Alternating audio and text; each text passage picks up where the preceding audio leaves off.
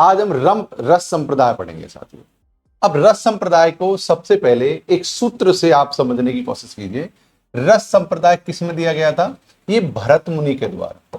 कब साथियों? ये भरत मुनि, हाँ, ये भरत मुनि के द्वारा। कब? दूसरी सदी। ठीक, इस चीज को याद कर लो आप। ओके, पेन को मैं कर लेता हूं छोटा थोड़ा सा। अब ये किसने दिया और ये किसमें है साथियों? ये नाट्य शास्त्र में। क्या साथियों? नाट्य शास्त्र। मतलब इसकी रस का मूल सूत्र है ये, रस का मूल सूत्र। अब रस का हम मूल सूत्र लिख लेंगे कि रस का मूल सूत्र क्या है, जो हर विद्यार्थी ने अपने जीवन में कभी न कभी जरूर से पढ़ा होगा। इन्होंने लिखा है विभावानुभाव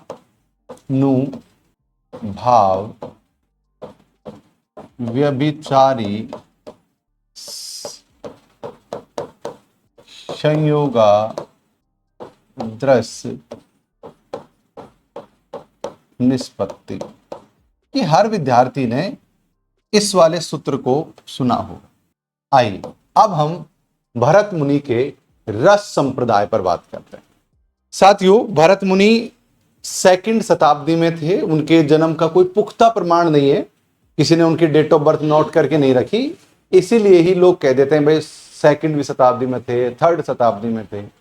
इन्होंने एक नाट्य शास्त्र नाम की रचना की और नाट्य शास्त्र में रस को समझाया और यहीं से साथियों रस संप्रदाय की स्थापना होती है। उनका एक सूत्र है विभावानुभाव व्यभिचारी संयोगाद्रस्य निष्पत्ति। आप इसको एक लाइन में लिखना भाई, है ना, ये एक लाइन है, ये अलग अलग लाइन है। ये किसने दिया था? ये दिया था साथियों हमारे भरत मुनि ने। किसमें दिया था? नाट्य शास्त्र में दिया था। हर एक चीज यहां से आपको नोट करते हुए चलनी है। एम आई राइट? तैयार हैं? कॉपी पेन निकाल लो। ऐसे ही अब वो कौन कौन से वो हैं, अब इन्होंने साथियों क्या क्या चीजें दी हैं, आइए हम एक बार चीजों को समझने का प्रयास करते हैं। अब इन्होंने दिया था विभाव। विभाव का मतलब क्या होता है मैं आपको समझाऊंगा। विभाव अनुभाव और संचारी भावों। देखो, कोई शब्द अगर आपको बोर्ड पर समझ ना लगे तो मुझसे पूछ लेना। अगर मेरी राइटिंग अगर समझ ना लगे तो, क्योंकि मैं चलती हुई राइटिंग लिखता हूं। भावों के संयोग से स्थायी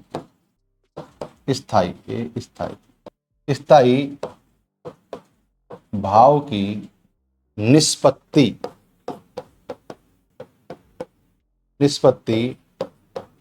रस के रूप में होती है। अब देखो, इस लाइन को समझने का प्रयास करो। क्या लिख रहे हैं? विभाव अनुभाव और संचारी भावों के संयोग से, शब्द पकड़ना, विभाव अनुभाव और संयोगी भाव के संयोग से स्थायी भाव की रस निष्पत्ति रस के रूप में होती है। भाव, अनुभाव और साथियों संचारी भाव। ये क्या है? संचारी। ये साथियों संचारी भाव। संचारी भाव के संयोग से क्या होता है? स्थायी भाव की निष्पत्ति होती है और वही होता है साथियों रस। आप में से कितने लोगों ने आज से पहले भरत मुनि के जो रस संप्रदाय है उसको ठीक से जाना है, ठीक से समझा है? कितने लोग हैं? आइए साथियों रस के थोड़े अर्थ को समझ लेते हैं कि रस का अर्थ क्या होता है। क्या होते हैं रस के अर्थ? इस चीज को साथियों हम लोग समझने का प्रयास करते हैं कि रस का अर्थ क्या होता है। कितने लोग जानते हैं रस के अर्थ के बारे में कि रस का अर्थ क्या होता है? पढ़ा है आपने कभी रस का अर्थ? आइए हम साथियों रस के अर्थ को समझने का प्रयास करते हैं कि रस का अर्थ क्या है। रस का अर्थ, या तो इसको रस का अर्थ कह दो या इसकी साथियों उत्पत्ति कह दो। इस चीज को समझने का पड़ो। एक ना सूत्र है इसके लिए भी। वो सूत्र है साथियों रसत्ते। यह है ये रसत्ते आस्वादे इति रस। जो आस्वाद योग हो वो रस कहलाता है। क्या है? जो आस्वाद योग हो वो रस कहलाता है। अगर इसका हिंदी में लिख देता हूं आगे ब्रैकेट में कि जो आस्वाद योग हो रस कहलाता है। नोट कर लिया आपने? देखो एक चीज को याद रखना, रस सिद्धांत भरत मुनि ने दिया था, रसों के बारे में दिया था, 2वीं शताब्दी में दिया था। एक सूत्र था उनका, विभावानुभाव व्यभिचारी संयोगादृश निष्पत्ति। इसका मतलब है विभाव, अनुभाव और संचारी भावों के संयोग से स्थायी भाव रस की निष्पत्ति के रूप में होती। रस का अर्थ और है रसते आस्वादे इति रस, यानी जो आस्वाद के योग हो वो रस। अगर मेरी राइटिंग अगर आपको समझ ना लग रही हो तो मुझसे कह देना, मैं आपको उस शब्द को ठीक कर दूंगा। मैं कोशिश कर रहा हूं थोड़ा साफ साफ लिखने की, लेकिन फिर भी आइए एक पंक्ति और मैं यहां पर लिख देता हूं ताकि आपको चीजें समझने में आसान हो जाए। काव्यगत अर्थ क्या है इसका? इसका क्या है? तो काव्यगत अर्थ देखो, इसका काव्यगत अर्थ क्या है? इसको लिखिए यहां, काव के श्रवण यानी सुनना, काव के श्रवण, पठन या दर्शन से उत्पन्न होने वाला सहृदय जनों द्वारा अनुभूत आनंद, अनुभूत जो आनंद है वो रस है। अनुभूत जो आनंद है वो साथियों रस है। ओके, तो अब हमने साथियों इसको समझ लिया है। मतलब वो ये कि जिसको पढ़कर सुनकर, जैसे आप मान लो नाटक देख रहे हैं, देखकर आपको आनंद की अनुभूति हो रही, कहानी पढ़ रहे हैं, पढ़कर आपको आनंद की अनुभूति हो रही, यानी आपके मन में जो भाव आ रहे हैं, किसी के मन में एकदम खुशी का भाव आ रहा है, किसी के मन में डर का भाव आ रहा है। क्योंकि रस होते हैं वो 8-9 प्रकार के होते हैं। कुछ लोगों ने 9 प्रकार के माने, कुछ लोगों ने 8 प्रकार के माने, उनको हम आगे बात करेंगे। जैसे आपने कोई थ्रिलर मूवी देख ली, आपके अंदर रौद्र रूप आ गया। जैसे आप सनी देओल की मूवी देख रहे हो, ऐसा लग रहा कि यार मतलब वीर रस आ गया कि भाई मैं तो अभी जाकर जाऊंगा बिल्कुल बॉर्डर पर और जलजला मचा दूंगा।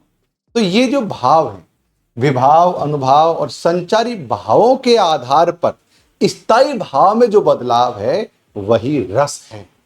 समझे आप लोग? रामकेसी, सीमा, सोनू, समझे भाई मैं क्या कहना चाह रहा हूं? सिंपल सी बात है, भरत मुनि ने यह कहा कि भाई आपके जो विभाव हैं, अनुभाव हैं और संचारी भाव हैं। अरे यार मैं तो मिट गया, ये तो कैसे करूं? अंडू का ऑप्शन भी आता है, किसमें आता है ना? आगे ओके। अनुविभाव, अनुभाव और संचारी भाव के संयोग से स्थायी भाव की निष्पत्ति रस के रूप में होती। बात समझ लगी? इस चीज को हमने समझ लिया है। अब हम साथियों समझते हैं रस संप्रदाय के और भी बेहतरीन चीजों के बारे में। अब कौन कौन से जो आचार्य हैं इन्होंने रसों के बारे में बात की थी, कौन कौन ने इस मत को माना और कौन कौन ने नहीं माना। आइए हम एक सारणी बनाने की कोशिश करते हैं। हम यहां लिखते हैं कि प्रमुख आचार्यों द्वारा रस विवेचन। हो सकता है आपकी बोर्ड में कट रही हो चीजें, कुछ बोर्ड में थोड़ा जूम ज्यादा कर रखा है, थोड़ा सा जूम ज्यादा कर रहा हूं, थोड़ा जूम कम कर देता हूं कुछ लोगों को हल्की सी। ठीक है, अब सही है। प्रमुख आचार्य द्वारा रस का विवेचन। अब देखो यहां पर एक सारणी बनाते हैं हम लोग और सारणी के द्वारा चीजों को सीखने का प्रयास करते हैं। सबसे पहले हम लिखते हैं आचार्य और यहां पर लिख देते हैं इनका मत या योगदान। अब देखो इस सारणी को हम एक बहुत ही शानदार तरीके से बनाएंगे। आप लोग भी अपने नोट्सों में उसी तरीके से बना लीजिए। सबसे पहले हम यहां पर एक चीज बताते हैं, वो है भरत मुनि। भरत मुनि से पहले एक है साथियों जो लोग कहते हैं, एक होता है जनश्रुति। जनश्रुति में मतलब लोगों की कही कहलवाई बातों से। मैं वैसे इसको एक अतिरिक्त चीजों के रूप में लिख रहा हूं। शब्द है साथियों नंदिकेश्वर। इधर देखिए, नंदिकेश्वर, नंदिकेश्वर। ये जनश्रुति लिख देता हूं मैं इसके नीचे। मतलब जनश्रुति का मतलब होता है लोगों ने जो कही हुई बातें, यानी एक दूसरे से सुनी सुनाई बात। ये कहते हैं कि रस के, ये क्या है, रस के प्रथम प्रथम निरूपक। देखो प्रमाण नहीं है, जनश्रुति है, ये निरूपक या माने जाते हैं। देखो ये कोई प्रमाण नहीं है, ये जनश्रुति। प्रमाण क्या है, ध्यान से देखो। प्रमाण है साथियों ये भरत मुनि। अब है साथियों भरत मुनि। अब देखो इस चीज को देखो, भरत मुनि को, ये रस सिद्धांत के प्रवर्तक हैं। देखो मैं बहुत सारी चीजें बताऊंगा, ये रस सिद्धांत के प्रवर्तक हैं और 8 रसों की स्थापना इन्होंने क्या की, 8 रसों के बारे में बताया कि रस कितने प्रकार के हैं, 8 प्रकार के रस हैं। लेकिन यहां पर मैं अन्य लोगों के बारे में बात कर रहा हूं। हम इसके बाद में जो बात करेंगे साथियों, आचार्य भामा। आचार्य भामा रस के बारे में क्या कहते हैं ये जान लेते हैं। अच्छा, आचार्य भामा ने रस को अलंकार के रूप में देखा। मेरी बात ध्यान समझो, अलंकार के रूप में देखा, विभाव को रस कहा, विभाव को ही रस माना। एंड लिख देते हैं इसके बीच में। क्या माना, विभाव को ही रस माना। किसने, आचार्य भामा ने। मेरी बात सुनो, आचार्य भरत मुनि ने रस सिद्धांत के प्रवर्तक हैं, 8 रस माने उन्होंने। आचार्य भामा जो 6ठी शताब्दी में हुए थे, रस को अलंकार के रूप में देखा और विभाव को ही उन्होंने रस के रूप में माना। अब प्रमुख लोगों में आचार्य दंडी भी हैं। आइए आचार्य दंडी क्या कहते हैं, इस चीज को समझने का प्रयास करते हैं कि भाई हमारे आचार्य दंडी क्या कहते हैं। अब है साथियों आचार्य दंडी। आचार्य दंडी क्या कहते हैं, इस चीज को समझने का प्रयत्न करते हैं। ये क्या कहते हैं, ये कहते हैं माधुर्य जो गुण है। देखो गुणों 8 प्रकार के गुण है, मैं आगे बताने वाला हूं 8 प्रकार के गुण कौन कौन से। माधुर्य गुण को इन्होंने कहा कि माधुर्य गुण को रस का पर्याय माना, यानी माधुर्य गुण को ही श्रेष्ठ माना। इन्होंने माधुर्य गुण को रस का पर्याय माना। ये है आचार्य दंडी। आचार्य दंडी के बाद में अगर हम बात करें आनंदवर्धन के बारे। Good morning everybody. आवाज अगर प्रॉपर आ रही है आप लोगों को, सब कुछ ठीक आ रहा है, एक बार कमेंट कर दो। अब है साथियों आनंदवर्धन। आनंदवर्धन कहते हैं इन्होंने रस को काव्य का केंद्र माना। देखो इस चीज को बहुत ज्यादा जरूरी है। मैं ना क्या हुआ, क्या हुआ,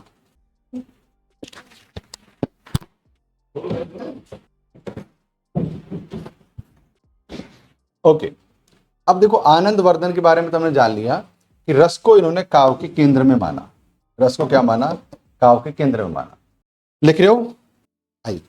एक प्रमुख जो आचार्य है वो मम्मट है। आचार्य मम्मट जो है रस को ध्वनि में समाहित मानते हैं।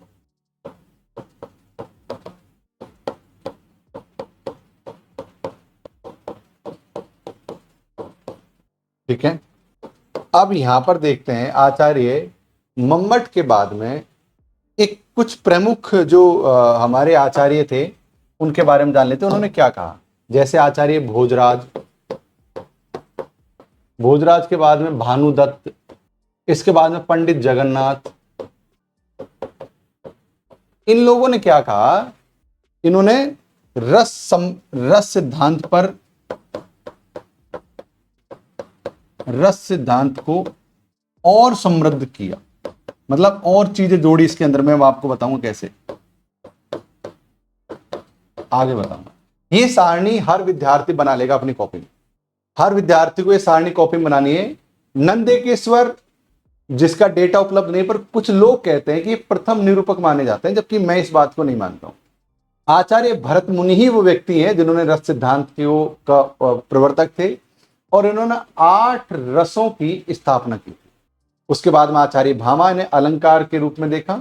आचार्य दंडी ने माधुर्य गुण को रस का पर्याय माना, यानी राजा माना। आनंद वर्धन को रस काव्य को के केंद्र में रखा, रस को काव्य के केंद्र में रखा। और मम्मट ने रस को ध्वनि में समाहित माना। और भोजराज लोगों ने भी कई सारी चीजों में राइट डाउन किया। हम इस समय क्या पढ़ रहे हैं? हम इस समय पढ़ रहे हैं रस सिद्धांत। बताओ, चीज समझ लग रही है? टीना कह रही है सर अभिनव गुप्त ने नवा रस माना है। हाँ, वो आगे आएंगे टीना में। इन्होंने लिखा है भोजराज के बाद में पंडित जगन्नाथ, भोजराज के बाद में पंडित जगन्नाथ। आगे बढ़ूं, अगले पन्ने पर चलूं, बताओ। ओके, अब आगे कुछ एडिशनल चीजें लिख लो आप। आगे हमारे जो एडिशनल चीजें हैं उसमें एक चीज बहुत ज्यादा महत्वपूर्ण कि भरत मुनि ने सांसारिक सुखों जैसे धर्म, यश, आयु, ईटीसी को ही काव्य का प्रमुख प्रयोजन माना। एक लाइन लिख लो आप। भरत मुनि ने जो सांसारिक जो चीजें हैं, चाहे वो यश है, धर्म है, इन्हीं को ही प्रमुख प्रयोजन के रूप में माना। आप उधर बैठ जाओ थोड़ी देर, है ना, ये बात भी नहीं हो पा रही। हाँ, तो ये सब चीजें हमारे लिए बहुत ज्यादा बेहद जरूरी है। आप इन चीजों को याद करोगे तभी सीख पाओगे।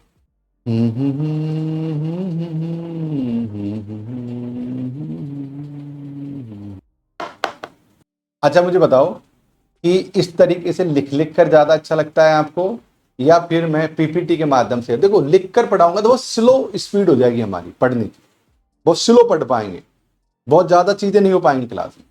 और जब हम पीपीटी से पढ़ाएंगे तो मुझे लिखना नहीं पड़ेगा, आप जैसा कहोगे वैसे कर लेंगे।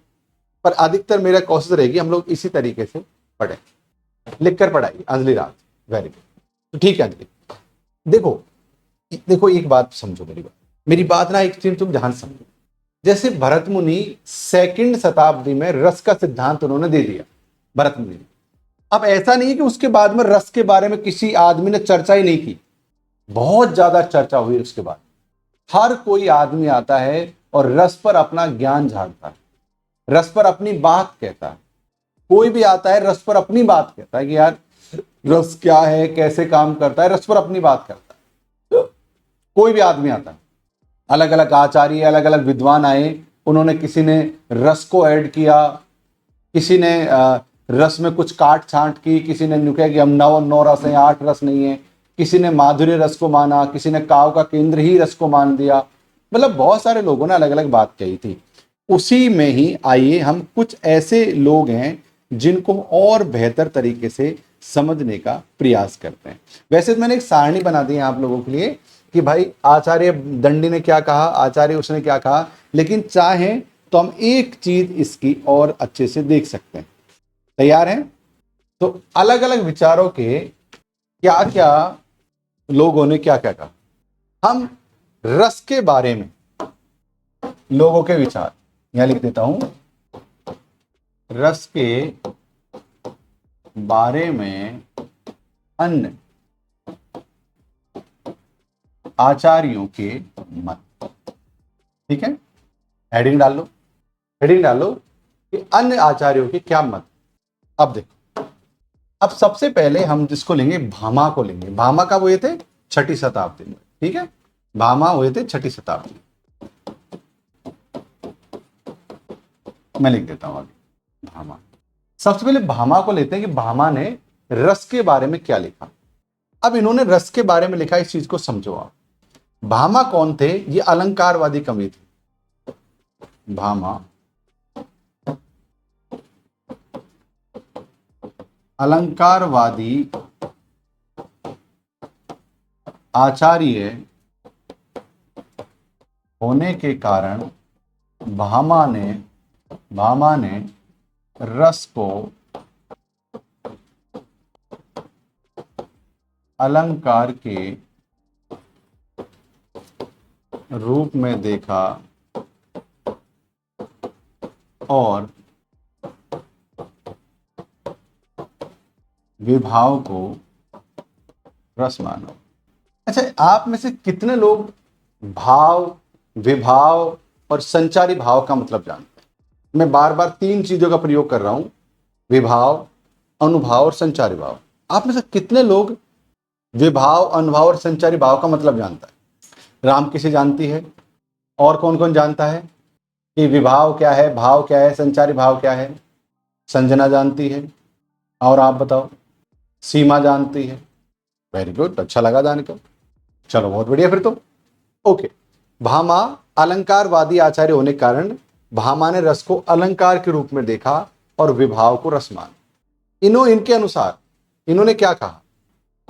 इनके अनुसार, अब एक सूत्र लिख लो आप। इनके अनुसार एक सूत्र लिख लो। इनके अनुसार एक सूत्र लिखो आप। सूत्र है लोक स्वभाव। लोक स्वभाव है भाई, है ना? कहीं आप समझना आप, लोक स्वभाव की अनुकूलता से रस की सृष्टि होती है। इसको देख लीजिए, लोक स्वभाव की अनुकूलता से रस की सृष्टि होती है, ये कहते हैं आचार्य भामा। अब आचार्य भामा का मतलब समझ गए कि आचार्य भामा, वैसे मैंने ये चीज लिखा दी थी आपको, अगर सारणी में देखोगे ना, आचार्य रस को अलंकार के रूप में देखा, विभाव को ही रस माना। देखो मैं लिख रखा है रस को अलंकार के रूप में देखा, लेकिन मैंने और डिटेल में समझाने के लिए दिखा दिया कि अलंकारवादी आचार्य थे और भामा ने रस को अलंकार के रूप में देखा और विभाव को ही रस माना। देखो, जबकि ये चीज मैंने आपको यहां भी लिखा दी, शॉर्ट में भी लिखा दी है ताकि आपको याद करने में आसानी रहे, और विस्तार से भी लिखा रहा हूं ताकि आपको चीजें बेहतर तरीके से याद हो। ठीक, उसके बाद में आचार्य दंडी को ले लेते हैं कि आचार्य दंडी, उसके बाद में पहला हमने ले लिया आचार्य भामा, अब आचार्य दंडी। आचार्य दंडी क्या कहते हैं रस के बारे में, इस चीज को देख लो। इन्होंने क्या कहा? माधुर्य गुण को, जो माधुर्य गुण को रस का पर्याय माना या पर्याय पर्यायवाची माना। ठीक है, यहां पर आ जाइए।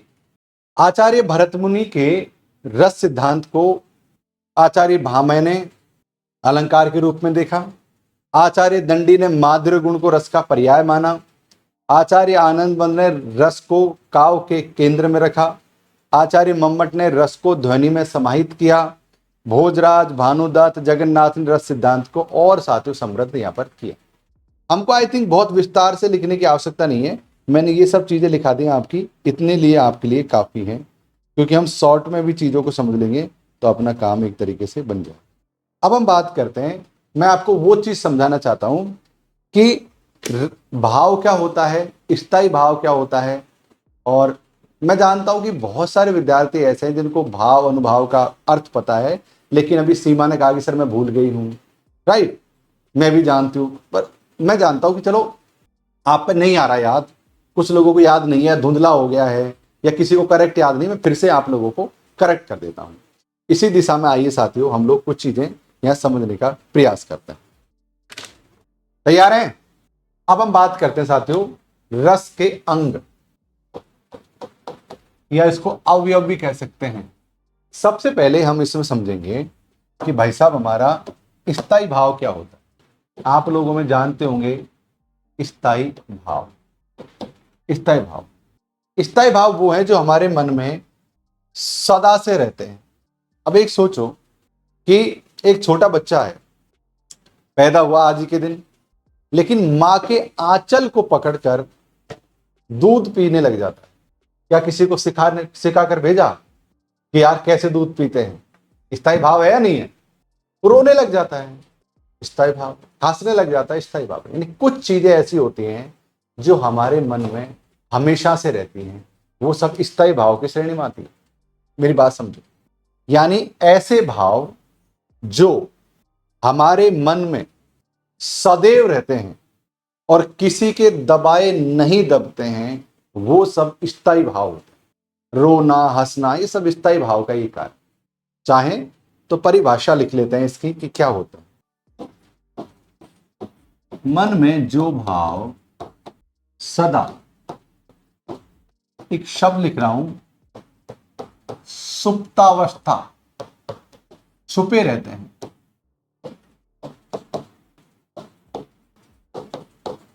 विद्यमान रहते हैं, जो किसी प्रकार से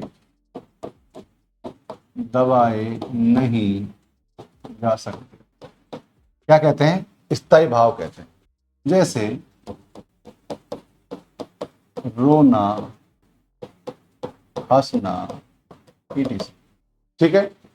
अब स्थायी भाव तो आप समझ गए, लेकिन अब हमारे पास आता है स्थायी भाव के रूप में क्या क्या चीजें हैं। स्थायी भाव कौन कौन से? कभी सोचा है आपने? हंसना, रोना, क्रोध, उत्साह, जुजुत्सा, विस्मय, ये सब स्थायी भाव है। कितने प्रकार के होते हैं स्थायी भाव? लिखा दूं? देखो, अलग अलग लोगों ने 9 भी माने हैं, 10 भी माने हैं। हाँ, वात्सल्य को बाद में इसमें जोड़ दिया है। स्थायी भाव आप, मैंने समझा दिया कि इसका मतलब ये होता है, लेकिन अगर आप लिखना चाहो तो मैं आप लिखा देता हूं। जैसे आपका रति है, लिखाने की जरूरत थोड़ी स्थायी भाव। अब अगले भाव पर आ जाते हैं। मैं बोल देता हूं, लिखना चाहो तो। स्थायी भाव में रति आता है, हास आता है, शोक आता है, क्रोध, उत्साह, भय, जुगुस्सा, विस्मय, निर्बोध, बाद में इसमें वात्सल्य को ऐड कर दिया, देव से रति को ऐड कर दिया। स्थायी भाव है। आते साथ इसके बाद में हम विभाव को समझते हैं कि विभाव क्या है। चलो, स्थायी भाव समझ गए, अब हम विभाव समझते हैं कि विभाव एक्चुअली होता क्या। विभाव का मतलब होता है भावों को जागृत, यानी जगाने वाला, जागृत करने वाले कारण विभाव कहलाते हैं।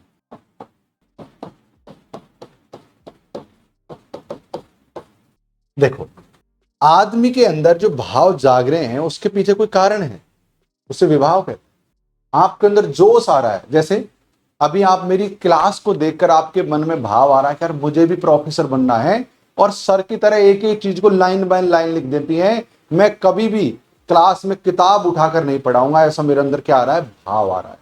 यानी विभाव का मतलब क्या है कि मुझे देखकर, मैं इस समय आपके लिए क्या हूं? विभाव हूं, क्योंकि मुझे देखकर या इन सब चीजों को देखकर आपके मन में क्या हो रहा है? भाव जागृत। बात समझ लगी? अब विभाव को ना 2 भागों में बांटा गया है, आलंबन और उद्दीपन, जो मैं आपको हमेशा पढ़ाता हूं। विभाव को 2 भागों में बांटा गया है। एक भाग है जिसको कहते हैं आलंबन, एक है साथियों आलंबन, और एक है साथियों हमारा उद्दीपन। उम्मीद है मैंने कितनी बार आलंबन और उद्दीपन को आप लोगों को समझाया है, आप लोग जान गए हो। आलंबन के कारण स्थायी भाव जागृत होता है। इसके कारण क्या होता है? स्थायी भाव जागृत होता है। इसके कारण उद्दीपन, जिसमें आलंबन का विहार, क्रियाकलाप, ये सब चीजें आती। तो अब आप समझ गए होंगे साथियों कि स्थायी भाव क्या है और हमारा विभाव हम लोग किसे कहते हैं। देखो, आज मुझसे आप पढ़कर जा रहे हो, उसके बाद में आपको कभी नहीं भूलनी है ये चीजें। पक्की बात, वादा करो कि सर हम कभी नहीं भूलेंगे। विभाव किसे कहते हैं, आलंबन किसे कहते हैं, उद्दीपन किसे कहते हैं, कभी नहीं भूलेंगे। पक्की बात ना? अब आलंबन के बाद में एक शब्द आता है जिसको कहते हैं उद्दीपन। एक आता है साथियों हमारा विभाव हो गया, और एक हमारा आ गया उद्दीपन। अरे माफ करना, उद्दीपन ने स्थायी भाव हो गया, हमारा विभाव हो गया अनुभाव। एक है साथियों हमारा अनुभव। देखो, अनुभाव, स्थायी भाव समझ लिया, विभाव समझ लिया, अब हम समझेंगे साथियों अनुभव। अब देखो, अनुभव का मतलब क्या होता है? स्थायी भाव के जागृत होने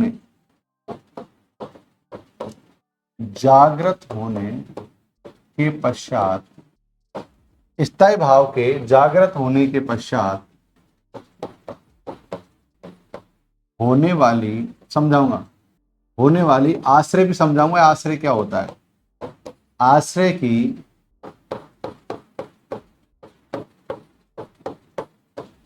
शारीरिक एवं मानसिक चेष्टा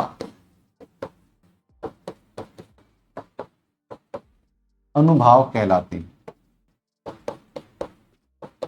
उतार लो। स्थायी भाव के जागृत होने के पश्चात होने वाली आश्रय की शारीरिक एवं मानसिक चेष्टाएं अनुभाव कहलाती हैं।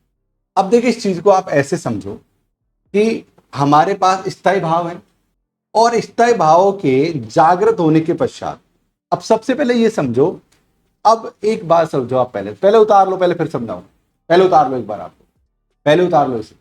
मजा आ रहा है पढ़ने में? ऐसे हमारी स्पीड बहुत स्लो हो जाएगी, पर इस तरीके से पढ़ लेंगे, कोई दिक्कत नहीं है। अब देखो, मैं इसको समझा देता हूं, आप लोग उतार दो। आपने स्थायी भाव तो आप समझ गए कि यार स्थायी भाव का मतलब क्या होता है। स्थायी भाव के बाद में हम विभाव को समझते हैं कि भावों को जागृत करने वाले कारण विभाव कहलाते हैं। अब आलंबन क्या होता है? खुद, यानी कि मैं एक आलंबन, मेरे मन में स्थायी भाव आ रहे हैं, मेरे मन में विभाव आ रहे हैं, तो मैं एक स्थायी भाव, मैं क्या हूं? आलंबन। इस चीज को समझने की कोशिश करो। कैसे?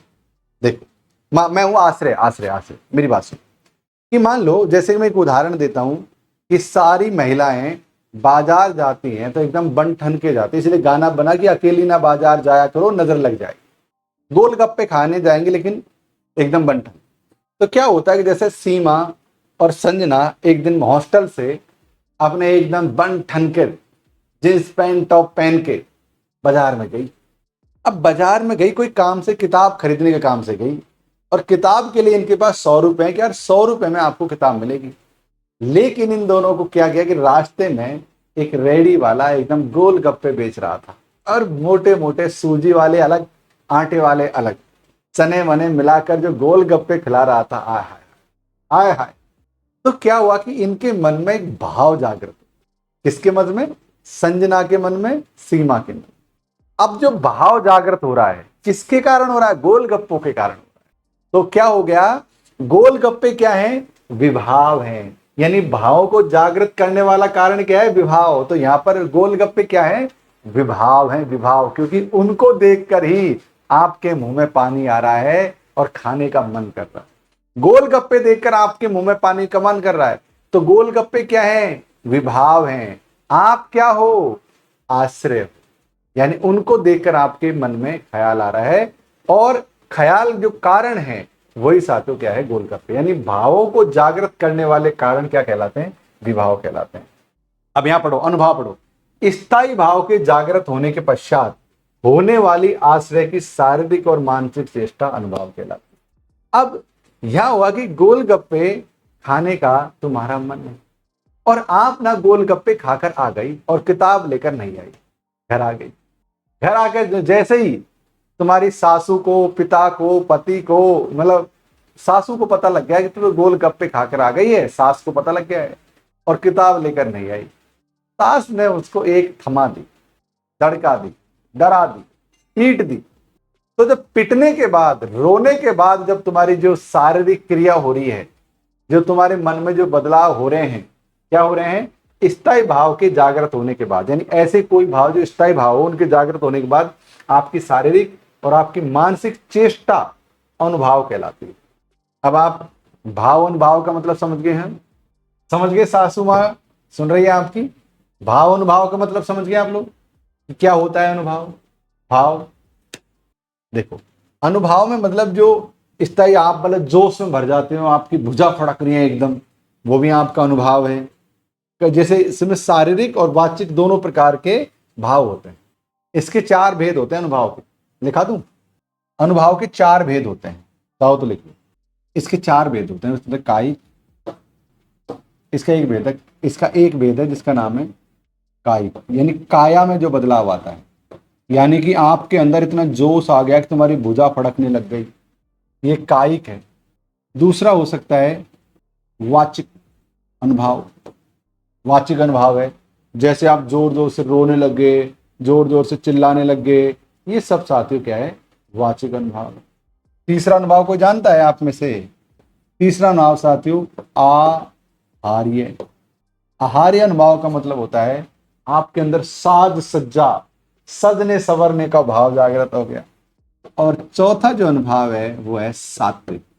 क्या है? सात्विक, यानी मानसिक। मानसिक ले लेते हो। मजा आ रहा है?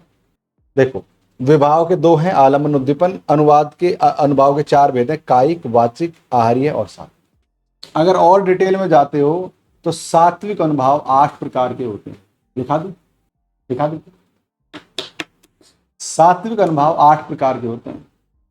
लिखा दूं क्या? पक्की बात? अभी 8 प्रकार के होते हैं, लिख देता हूं। ये होते हैं साथियों 8 प्रकार। दूसरे पन्ने में लिखा देता हूं, चलो बहुत गहराई में जाएंगे हम अगर ऐसे पढ़ोगे तो। इसको लिख देते हैं, चलो ना, साथ मोस्ट है इसलिए कह रहा हूं। सबसे पहले तो सात्विक अनुभाव क्या है, इसको हम और विस्तार से समझने का प्रयास करते हैं।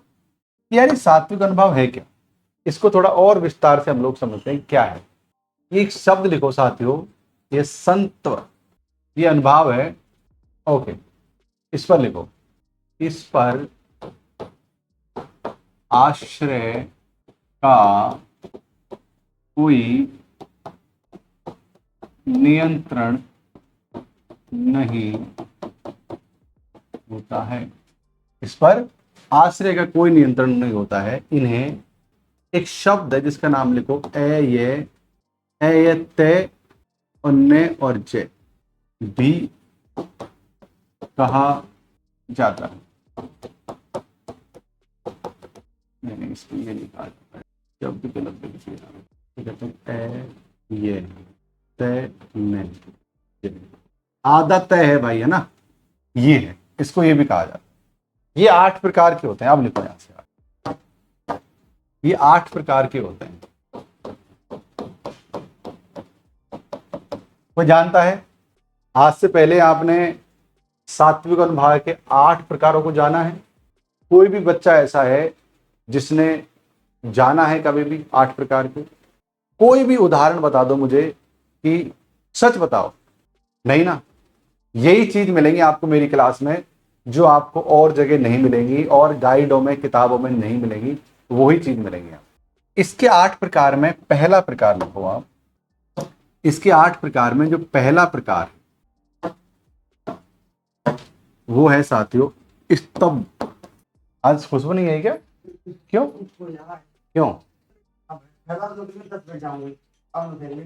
कोई बात नहीं, चलो। ओके, इसका मतलब होता है जड़ हो जाना। अच्छा, एक है साथियों स्वेद।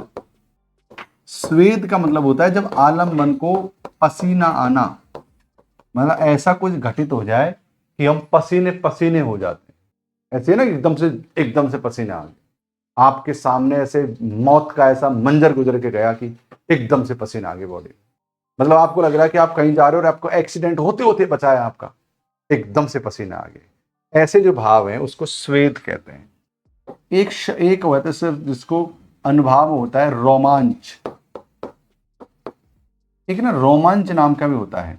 रोमांच में आपके रोंगटे खड़े होने, ओ भाई यार, रोंगटे खड़े हो जाना। कई बार होता है ना हमारे मन में रोंगटे खड़े हो जाना, ऐसा कुछ हो गया कि यार जीवन में रोंगटे खड़ा हो जाना। अब इसके बाद में आपने देखा होगा एक है स्वर कंब। आप चाहो तो उसको लिख दो उसके साथियों, पहली बार आप पढ़ने के लिए लिखा जा रहा हूं, स्वर भंग। स्वर भंग में आवाज का लड़खड़ा जाना। कई बार आप ना घबरा जाते, कोई आपको, आपके सामने कोई ऐसा आदमी मिल गया, जैसे फिल्मों में नहीं होता कि नायक तैयारी कर रहा होता है नायिका के सामने कुछ शब्द बोलने की, है ना, और एकदम से नायिका देखकर वो शब्द लड़खड़ा गए उसके अंदर, वो बोल ही नहीं पाया, क्या कहना चाह रहा था और क्या दिया। होता है कभी कभी ऐसा, इसे कहते हैं स्वर भंग होना। इसमें क्या होता है साथियों, हमारी आवाज लड़खड़ाने लग जाती है, आवाज का लड़खड़ाना। ठीक है, ये हो गया हमारा 4। इसके अतिरिक्त हम इधर लिख लेते हैं चीजों को। 4 के अलावा एक है 5वां लिखिए यहां पर, कंप, कांपना। 6ठे नंबर का है साथियों वैवर्ण्य, यानी रंग उड़ जाना। आपने देखो ना, चेहरे का रंग उड़ जाना, घबराहट हो जाना, रंग उड़ जाना, चेहरे का फीका पड़ जाना। एक है साथियों अश्रु, आंसू आना, आपके जीवन में कुछ ऐसा घट जाए कि आपके जीवन में आंसू आ रहे हैं। एक होता साथियों प्रलय, यानी चेतना शून्य। पहली बार पढ़ रहे हैं आप ये लोग, ये चीजें नोट कर लो, पहली बार पढ़ रहे हो ना, बहुत काम की चीज बता रहा हूं। ये काम की चीज, इतनी काम की चीज है कि जब आप प्रोफेसर बनोगे ना तो आप मुझे याद करोगे कि यार हमने सर ने सिखाया था। जब तुम प्रोफेसर बनकर कॉलेज में बच्चों को पढ़ा रहे होंगे, यूनिवर्सिटी में आप पढ़ा रहे होंगे स्टूडेंट्स को, तब मजा आएगा आपको, तब पता लगेगा कि यार आपने क्या खोदा है उस दिन। मुझे भी मेरे प्रोफेसर ने पढ़ाया था। हमने एक अनुभव को बहुत ज्यादा साथियों बांट दिया।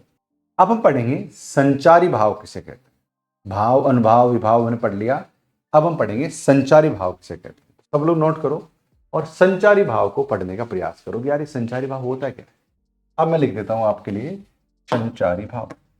अब लिख देता हूं आपके लिए चौथे नंबर पर संचारी भाव। देखो हमने क्या क्या पढ़ लिया। हम पढ़ रहे हैं इस समय रस संप्रदाय। ओके, अभी सीमा, मेरा आपसे अनुरोध यह है कि जो मैं पढ़ा रहा हूं वो पढ़ लो। प्रश्न कैसे बनेंगे वो सब मैं बता दूंगा, पर जो मैं समझा रहा हूं वो पढ़ लो। ये मेरा अनुरोध है और मेरे अनुरोध को आप समझ लो अच्छे से। देखो, सबसे पहले हमने रस संप्रदाय को समझा। रस संप्रदाय भरत मुनि ने उसका प्रवर्तन किया। नाट्य शास्त्र का मूल सूत्र है विभाव, अनुचार, व्यभिचारी, संयोग, दर्श, निष्पत्ति। विभाव, अनुभाव और संचारी भाव तीनों हमने समझ लिए हैं। विभाव, अनुभाव और संचारी भाव के संयोग से स्थायी भाव की निष्पत्ति रस के रूप में होती है, ये समझ लिया। रस निष्पत्ति का सूत्र समझ लिया हमने क्या होता है। उसके बाद में मैंने क्या किया कि रस के बारे में जितने भी आचार्यों ने जो जो बात कही थी इस सारणी में, सारी सारणी में लिख दी। फिर मैंने आपको यह भी बताया कि रस के अब कौन कौन से, स्थायी भाव क्या है ये समझा दिया, विभाव क्या है ये समझा दिया, उसके बाद में अनुभाव क्या है ये समझा दिया, और अनुभाव का एक एडिशनल चीजें समझा दी। उसके बाद में चौथे नंबर पर आ गया आपका संचारी भाव। ठीक है, संचारी भाव क्या होता है। सबसे पहले ये समझ लीजिए कि ये जो भाव है ना पानी के बुलबुलों की तरह, ये जो भाव है संचारी भाव के बारे में जान लो कि ये पानी के बुलबुलों की तरह बनते मिटते रहते। मतलब आपने देखा होगा कि आप चलचित्र देख रहे हैं, नायिका आ गई, शाहरुख खान आ गया, आपके मन में माधुर्य भाव आ गया, रोमांच आ गया, और शाहरुख खान को किसी ने पीछे से गोली मार दी, आपको मन में एकदम से माधुर्य भाव चला गया और दुख का भाव आ गया, और उसने मरते मरते करके 2-3 घूसा मार दिए, आपके अंदर जोश आ गया। आपने देखा कि माधुर्य भाव चला गया आपके, मतलब कुछ भाव आ रहे हैं जा रहे हैं, कुछ भाव आ रहे हैं और जा रहे हैं, आ रहे हैं और जा रहे हैं, ये भाव हो जाते हैं हमारे अंदर। उन्हीं उसी चीजों को कहते हैं हम संचारी भाव। अब इसको एक और अन्य चीजों से समझने की कोशिश करो ताकि और थोड़ा बेहतर इसको समझ पाए। ये भाव मैं लिखा देता हूं, ये भाव, ये भाव स्थाई, ये भाव क्या है साथियों, स्थाई भाव की क्या करेंगे, पुष्टि करेंगे। हेलो, ये भाव, किसका फोन आया है दादा, एक सेकंड रुको, कॉल आ गया था। ये भाव स्थाई भाव की पुष्टि के लिए उनके साथ साथ उत्पन्न और लुप्त होते रहते।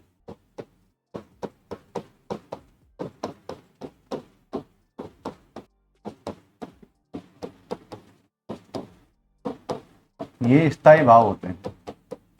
मतलब संचारी भाव बेसिकली क्या है, स्थायी भाव है जो आता है और चला जाता है। जैसे मैंने उदाहरण दिया था फिल्म का कि जब भी आप रील देख रहे हो, रील में आपके अलग अलग प्रकार के उदाहरण आ रहे हैं और रील में आपके जा रहे हैं। हेलो, क्लास ले रहा हूं हिंदी की, मैं आपको कॉल करूंगा लेकिन 15-20 मिनट बाद। ओके, ठीक है। जैसे समुद्र की लहरें, नहीं, समुद्र की लहरें स्थायी भाव थोड़ी ना है, क्या बात कर रहे हो। हम मन की बात कर रहे हैं कि मन में जो भाव है, आपके जो विचार है, कभी कभी लगता है कि आप रील देख रहे हो, रील में आपने कोई कॉमेडी देख ली, आप हंसने लग गए, तुरंत उसके बाद में कोई ऐसी रील देख ली जो मतलब आपको लगता है कि यार बहुत बुरी है, तो मतलब दिल विचलित हो गया, है ना। तुरंत आपका कॉमेडी वाला भाव चेंज होकर मन दुखी वाला भाव आ गया आपके मन में। ये होता है संचारी भाव। मतलब संचारी भाव बेसिकली स्थायी भाव होते हैं, लेकिन ये तुरंत उत्पन्न हो जाते हैं और तुरंत ही मिट जाते हैं, पानी के बुलबुलों की तरह। ये होता है हमारा संचारी। ओके, एक महत्वपूर्ण चीज बता देता हूं, नोट कर लो। इनकी संख्या के बारे में अगर हम बात करें, संख्या कितनी है? 33। कितनी संख्या है? 33। रसाचार्यों ने संचारी भावों की संख्या 33 मानी है। हम बहुत डिटेल में चले गए पता है इस टॉपिक में, हम बहुत अंदर तक खोद रहे हैं इस टॉपिक को, पर मैं इसलिए जानबूझकर बता रहा हूं कि अगर मैंने अब इनको समझा दिया ना, तो तुम जब में आप और ध्वनि सिद्धांत पढ़ोगे, या तुम ध्वनि सिद्धांत के अलावा जैसे हमारा अलंकारवादी सिद्धांत पढ़ोगे, तब तुम्हारे लिए आसान हो जाएंगे। इसलिए हम अंदर तक इसको खोद रहे हैं। महत्वपूर्ण चीजें और लिख लो इसमें। आचार्य रामचंद्र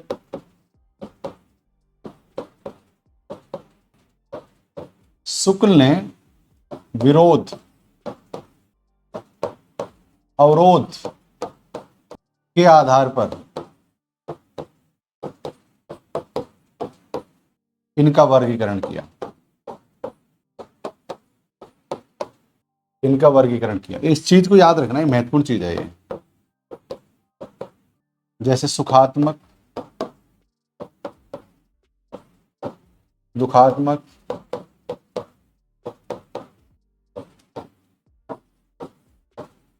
उभयात्मक, उभयात्मक और उदासीन। मजा आया? बहुत खोद रहे हैं हम इसको, पता है। हाँ, गोदान पढ़ने से सारे भाव आ जाते हैं।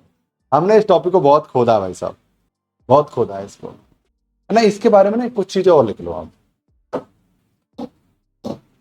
एक शब्द आएगा, वो शब्द है साथियों भाव से बेलता। इसका मतलब क्या है? भाव सबलता का मतलब क्या है? एक स्थायी भाव के स्थान पर, एक स्थायी भाव के स्थान पर अनेक संचारी भाव एकत्रित हो जाना।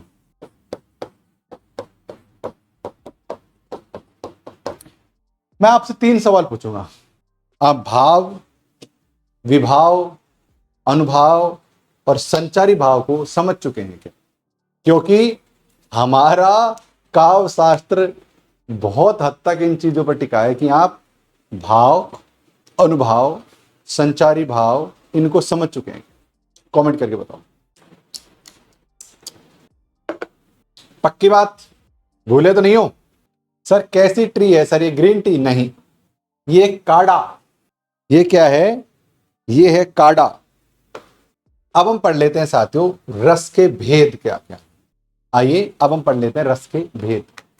रस के भेद क्या है? क्या है रस के भेद? अब तो वैसे तो रसों के भेद को 8 माना गया है, लेकिन समय समय पर इसमें लोगों ने अपने अपने बदलाव किए। तो रस के भेद कितने? 8 है। रस के भेद क्या है? 8 माने गए। रस के भेद कितने? 8 है, लेकिन इसमें लोगों ने बाद में एडिशनल किया है। सबसे एक सारणी बना लो इस तरह की, मजा आ जाएगा तुम्हें। जो भरत मुनि ने दिया है ना, उसके बारे में बता रहा हूं। रस के भेद भरत मुनि द्वारा, जो भरत मुनि ने जो 8 रस बताए उसके बारे में लिखा रहा हूं मैं आपको। सबसे पहला है वह साथियों श्रृंगार। श्रृंगार रस। श्रृंगार रस में रति होती है। रति क्या होती है? रति, या आसान भाषा में कहें तो प्रेम। ये क्या है? इसका स्थायी भाव है। ये देखो, ये तो है हमारा रस, ये तो है हमारा रस, और ये है हमारा स्थायी भाव। ठीक है। उसके बाद आ जाते हैं साथियों सेकंड नंबर पर, ये है हास्य रस। इसका स्थायी भाव है साथियों हास, या और अतिरिक्त आसान करें तो हंसी। तीसरे नंबर पर आएगा साथियों आपका रौद्र। इसका स्थायी भाव है क्रोध। नोट कर लो। आएगा साथियों करुण। इसका स्थायी भाव है शोक। हाँ, इसका स्थायी भाव है शोक, करुण का।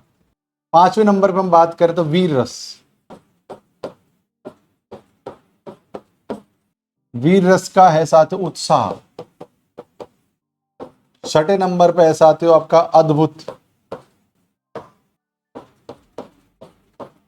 ये एकदम आश्चर्य हो जाता है कोई आदमी, एकदम विस्मय हो जाता है या आश्चर्य में बढ़ जाता है, उसे कहते हैं साथियों आश्चर्य यानी विस्मय।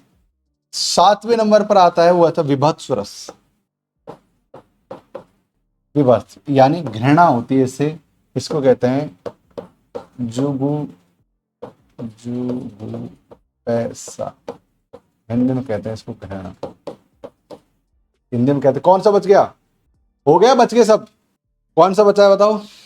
कोई बच्चा है क्या? सवाल है आपसे, कुछ एडिशनल चीजें आपको मैं बताऊंगा तब आप समझ पाओगे। आइए अब हम कुछ और चीजें यहां पर लिख लेते हैं जो आपके लिए महत्वपूर्ण रहेगी। अब बता रहा हूं, रुक जाओ। भरत मुनि ने, लिखो, भरत मुनि ने इन आठों में से, अब यहां से आगे समझो, श्रृंगार, रौद्र, वीर और विभत्स, विभत्स को ही प्रमुख रस माना। भरत मुनि ने ना इन तीन को ही प्रमुख माना, बाकी के को प्रमुख नहीं माना। भरत मुनि कहते हैं कि भाई श्रृंगार, रौद्र, वीर और विभत्स ये ही प्रमुख है, इनको इन्होंने क्या माना? प्रमुख माना। आचार्य दंडी ने 8 रसों को स्वीकार किया। आचार्य दंडी ने भी 8 रसों को ही माना, मतलब 8 को ही माना। कुछ लोग 9 कह रहे हैं, कुछ लोग 10 कह रहे हैं, तो उन्होंने 8 को ही माना। अब मैं ऐसे बता देता हूं भाई, और जो थे लोग थे, उन्होंने कौन से अन्य रसों को जोड़ा है ये हम जान लेते हैं। उतार लो आप लोग। अब हम बात करते हैं कि अन्य रस कौन कौन से हैं और कौन कौन से व्यक्ति ने अन्य रसों को जोड़ा। एक चार्ट और बनाओ तुम मेरे साथ, एक चार्ट बनाओ, मैं आपको बता देता हूं अन्य लोगों को किस किस ने कैसे कैसे जोड़ा, यहां से पढ़ेंगे। देखो, अन्य आचार्यों द्वारा जोड़े गए रस, मतलब 8 तो थे, पर और लोगों ने क्या क्या अन्य रसों को जोड़ा है, ये सब चीजें हम लोग यहां पर समझ ले। अन्य रसों में जैसे आपके कंफ्यूजन में हो जाएगी कि शांत रस, आपने सुना होगा एक रस है जिसका नाम है शांत रस। आपको क्या लगता है सर शांत रस जोड़ना है? सीमा, आपको क्या लगता है कि शांत रस भरत मुनि का है? नहीं, शांत रस को आचार्य उद्भट, किसने जोड़ा है इसको? आचार्य उद्भट, अभिनव गुप्त। शांत रस को किसने माना है? अभिनव गुप्त और उद्भट ने कहा है कि यार एक रस और है जिसका नाम है शांत है और उसका स्थायी भाव निर्वेद है। स्थायी भाव क्या है? निर्वेद। ये है, आचार्य उद्भट और अभिनव ने शांत रस को जोड़ा है। उसी तरीके से एक रस और है जिसका नाम है प्रेयान रस, आपने पहली बार सुना होगा इसका नाम। इसको आचार्य रुद्रट ने जोड़ा, इसको आचार्य रुद्रट ने जोड़ा। स्थायी भाव लिख लो आप, इसने है, स्थायी भाव इसने है, लेकिन इसको मान्यता नहीं मिली, ध्यान रहे। उसके बाद में एक और भाव आया, रस आया जिसका नाम वात्सल्य। एक वात्सल्य रस आया, इसको किसने जोड़ा? वात्सल्य रस को आचार्य विश्वनाथ ने जोड़ा, आचार्य विश्वनाथ। इसको और लोगों को जिन्होंने सहयोग दिया था वो है अभिनव गुप्त। यार हाँ, हम इस चीज को मानते हैं, ये कहने वाले लोग कौन थे? अभिनव गुप्त। हेमचंद्र भी इसको मानते हैं कि यार हाँ, हम भी मानते हैं कि आप सही कह रहे हो, हेमचंद्र। एंड भानुदत्त, क्या साथियों? भानुदत्त। इन्होंने वात्सल्य रस को जोड़ा। इसका स्थायी भाव मैं आपको लिखा देता हूं, स्थायी भाव है साथियों वात्सल्य।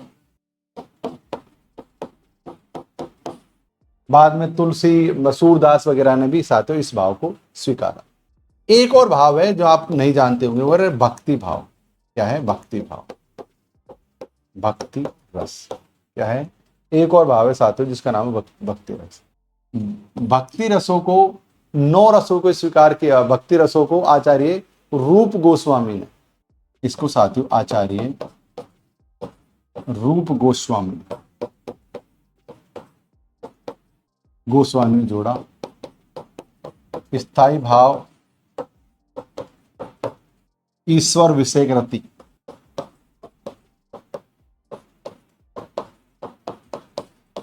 स्थाई भाव, ईश्वर विषय रति। ओके, अब मैं आपको बता दूं कि मुख्य रूप से सर्व मान्यता प्राप्त रस कौन कौन से।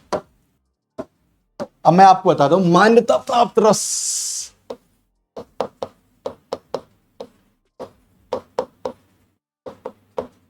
नौ रस हैं। मान्यता प्राप्त 9 रस कौन कौन से हैं? अब लिखो। पहला है श्रृंगार, दूसरा है साथियों हास्य, तीसरा है रौद्र, चौथा है करुण, पांचवा है वीर, छठा रस है साथियों अद्भुत, सातवां रस है साथियों विभत्स, आठवां रस है भयानक, और जो 9वां रस है वो है साथियों शांत रस। ये रसों को ही मान्यता प्राप्त हुई है। क्या साथियों? शांत रस। और यहां पर एक रस हमने छोड़ दिया था, वो था 8वें नंबर का भयानक रस। क्या था? भयानक रस। ठीक है, तो ये है आचार्य भरत मुनि के अलावा अन्य रस जो और लोगों ने जोड़ने की चेष्टा की थी, लेकिन सभी को साथियों क्या नहीं मिला, सभी को मौका नहीं मिला जुड़ने का, सभी को मान्यता नहीं दी गई, और ये रस साथियों इस तरीके से हो गए। उतार लो। क्लास में मजा आ रहा है हिंदी साहित्य पढ़ने में? हिंदी साहित्य पढ़ने में मजा आ रहा है? बताओ तो।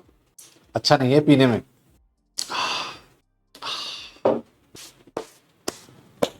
मजा आया? एक बार ही पी लो सर। ठीक है, तो बस आज की क्लास में यही समझना है। कल हम इसको कंप्लीट पढ़ देंगे, और मुझे उम्मीद है कि कल आप इनको याद करके आओ। और अब से आपको कॉपी नोट्स बनाना है खुद के हाथ से। हाँ, आगे पीछे क्यों, कहीं भी कैसे भी याद कर लो, क्रम से याद करने की क्या जरूरत है उसमें। कहीं से याद कर लो कि रौद्र का मतलब क्या होता है, हास्य का क्या होता है, माधुर्य गुण का मतलब क्या होता है, कोई समस्या नहीं। ठीक है साथियों, कल मिलते हैं। धन्यवाद। मजा आ रहा है ना? इसी तरीके से मजे के साथ साथ हम लोग पढ़ते जाएंगे। थैंक यू, लव यू, ख्याल रखो अपना। Thank you.